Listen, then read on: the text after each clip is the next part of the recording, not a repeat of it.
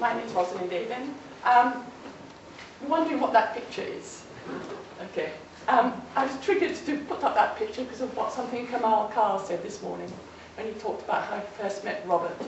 I knew Robert earlier, but we first really got to know each other well when I was working for DFID as a social development advisor.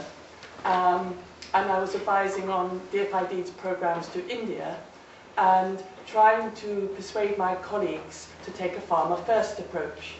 And we'd been funding for years a large agriculture extension program called the Indo-British Fertilizer Education Program. And we started talking with them about moving to rain-fed farming areas.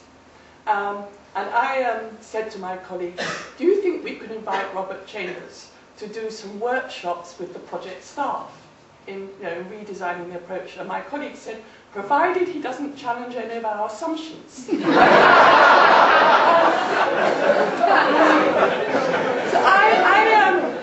I wasn't there during the workshops, but about a month later I was in Calcutta, so I said to the project staff, I said, how did you find Robert Chambers? Oh, he came into the room and hung the map of India upside down. And that's really what struck them so deeply. Assumptions were getting challenged.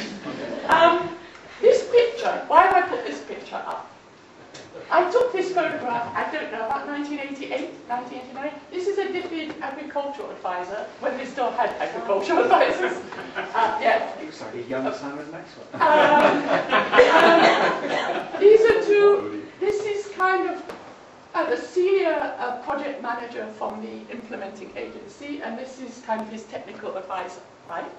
I showed this, I put it up because I did a class yesterday on power and relations in international aid. And I asked the students to analyze this picture and got some very interesting feedback. It was pointed out to me that the reason that the important people were in the middle of the picture was because I was holding the camera, right? And I was focusing on the important people. And that if one of these people had held the camera, the picture might look very, very different. And then I asked the students, I said, who's missing? So I'm going to ask you this question, who's missing? The women, yeah, well done. And children, women and children.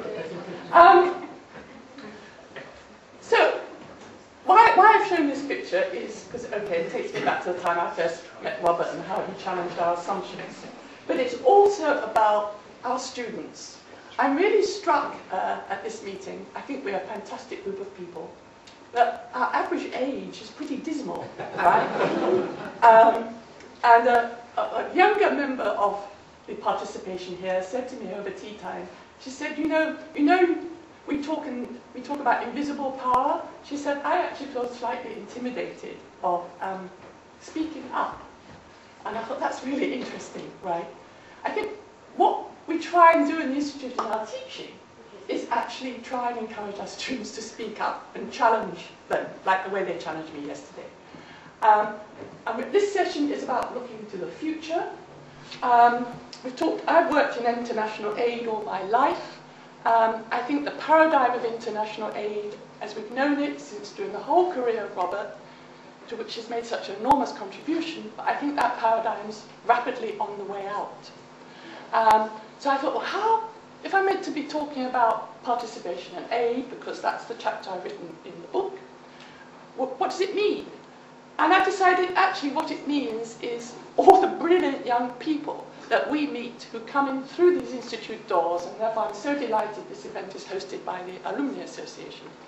All those brilliant people who come through our doors, who are not going to go away and be the standard aid practitioners of the past, because that aid paradigm is rapidly disappearing, in my view. And I think from 10 years from now, we'll see a very different kind of world. We're already on the way there.